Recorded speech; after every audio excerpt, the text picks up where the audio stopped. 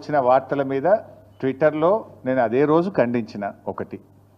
రెండు, చివరికి మా నాయకులు దాసోజు శ్రవణ్ గారు ఎర్రోల శ్రీనివాస్ గారికి చెప్పి పోలీస్ స్టేషన్లో కంప్లైంట్ కూడా ఇచ్చి ఆ కంప్లైంట్ను కూడా నా ట్విట్టర్లో పోస్ట్ చేసి ఇటువంటి ఫేక్ ప్రచారం నమ్మొద్దని తక్షణమే డీజీపీ గారు వీళ్ళ మీద చర్యలు తీసుకోవాలని చెప్పి కూడా నేను రాష్ట్ర డీజీపీ గారిని కోరిన విషయం కూడా మీ అందరికీ తెలిసిందే కదా. ఏం రగ్గారు ఆ పంచాయతీ లేదు మా పార్టీలో. నేను చాలాసార్లు కూడా చెప్పాను, మీరందరూ కూడా చూసింటారు. ఒక్కసారి కాదు, కొన్ని వందల సార్లు చెప్పి ఉంటాను. ఇవాళ కేసీఆర్ గారు మా పార్టీ అధ్యక్షుడు. ఆయన యొక్క ఆదేశాలను తూచా తప్పకుండా పాటించే ఒక క్రమశిక్షణ కలిగిన కార్యకర్త హరీష్ రావు అని చెప్పిన. ఇది బహుశా వందల సభల్లో చెప్పిన, టీవీ డిస్కషన్స్లో చెప్పిన, ప్రెస్ మీట్లలో చెప్పిన, చిట్చాట్లో చెప్పిన, అనేక సందర్భాల్లో కూడా చెప్పిన. సో మీరు అన్నట్టు కేటీఆర్ గారికి నాయకత్వం అప్పచెప్తే స్వాగతిస్తాను. డెఫినెట్గా ఐ కోఆపరేట్.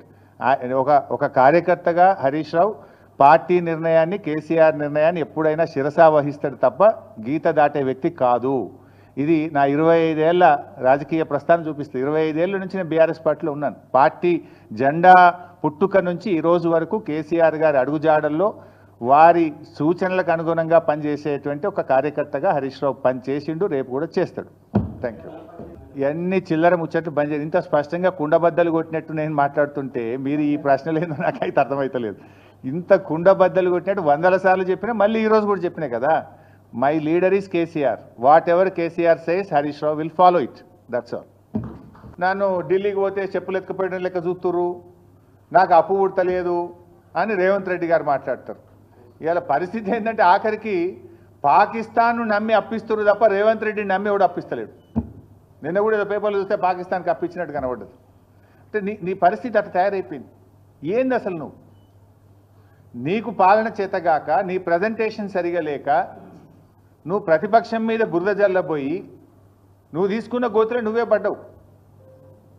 ఇప్పుడు ప్రభుత్వాన్ని నడపడం అంటే ప్రతిపక్షాల మీద దుమ్మెత్తి పోసినంత సులువు కాదు రేవంత్ రెడ్డి గారు. ఇప్పటికైనా పాలన మీద దృష్టి పెట్టు, రైతుల కష్టాలు తీర్చాలని చెప్పి నేను రేవంత్ రెడ్డి గారిని కోరుతా ఉన్నా.